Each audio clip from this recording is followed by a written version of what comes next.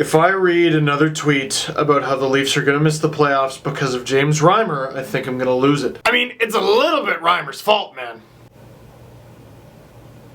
He doesn't have a goal yet! What? It's just the numbers! What? You serious?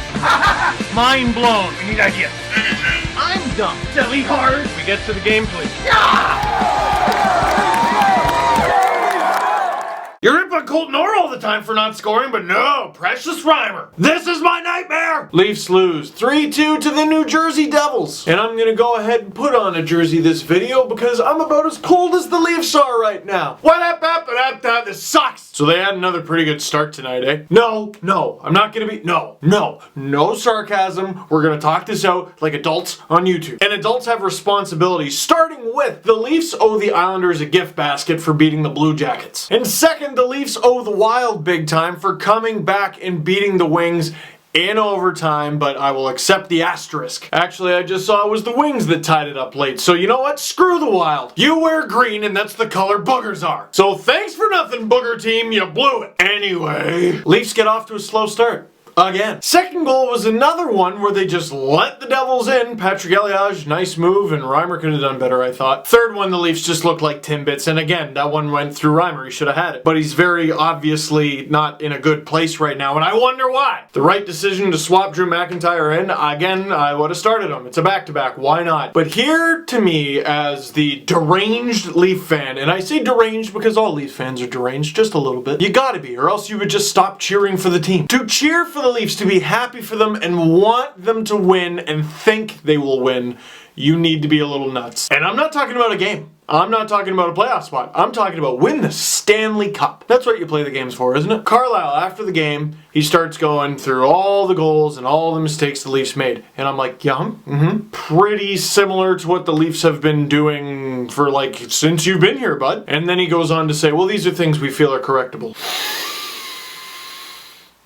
Yup. How long have they been correctable for? Have we explored the possibility that this guy might not be that great of a coach? Or at least have we explored the possibility that he is not the right coach for this team? Or maybe I'm overreacting because Randy Carlisle just doesn't reveal that much in scrums. Might be another reason the Leafs like him. Wilson said too much, wouldn't shut up. Got a little brave, started calling out reporters. Yeah, I am annoyed, Howard. Like how I'm annoyed at you. Remember that? Yeah, it's the kind of stuff that gets you chased out of town. The Leafs have been making the same mistakes for a very long time. And again, Bernier's been bailing him out all year, Reimer a little bit at the beginning of the season, and Reimer all of last season. Similar to last video, if the mistakes are correctable and they have not been corrected, then there's a problem. And guys, rely on your goalie every single night. And I don't mean like count on him to do a good job. I mean, shove it on him like the Leafs have been doing to Bernier all season.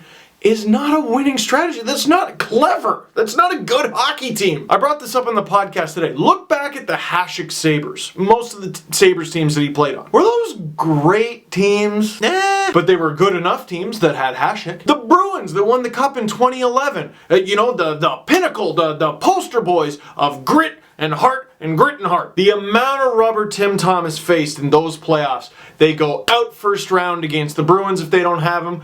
And if by some miracle they made it to Tampa in the third round, Tampa would have eliminated them and gone to the finals. The Canucks would have swept them in the final. Now, you can have a bonkers goalie and a good hockey team, and generally speaking, you'll be rewarded for that, hence the Bruins. But I don't even think completely healthy the Leafs are that. Now, it's so hard because when the Leafs lose, I have no faith in them because I've been pointing this stuff out all year. A lot of people have, tons of people. But 5 straight games, I know they'll probably come out of it. I mean, just 2 years ago they had the 18-wheeler go off the cliff and one of the most spectacular standings collapses I've ever seen. But that probably won't happen again, right? Right? I think they will still probably make the playoffs. But now I'm just looking and going, do I really want them to get kicked in the first round? Do I really? But Steve, just a few videos ago, you said that the Leafs have a chance against anybody if they only make the playoffs. Yes, I know that I said that, but you see the Leafs. Yes, but you're going back on a thing that you said. Are you really a fan of this team? No, we mustn't get optimistic like when they got Phil Houses and Ron Francis's. No, don't remind us of that. This team is ruining my life. Question of the game, how should I feel? Optimistic about the Leafs, pessimistic, or at very least mentally stable? I need you to tell me, because I don't know. I don't know. anymore. I don't know. I also worry a little bit that when Bernier comes back, and let's pretend he's fully fine and he's hot as a pistol and the Leafs win a few games, people are going to go, "Oh, Terrence, look, the Leafs are winning games again. I know, Philip, they're really stepping up the gas."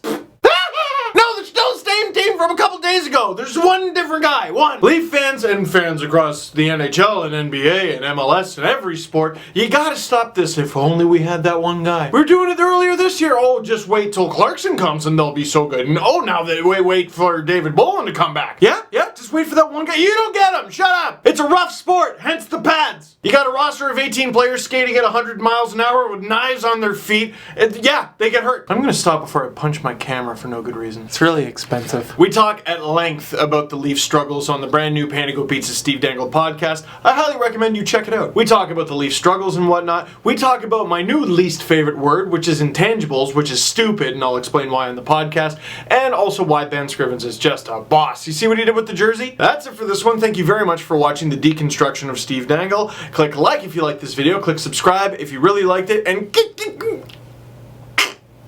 sorry, I thought they finally broke me. That was hard.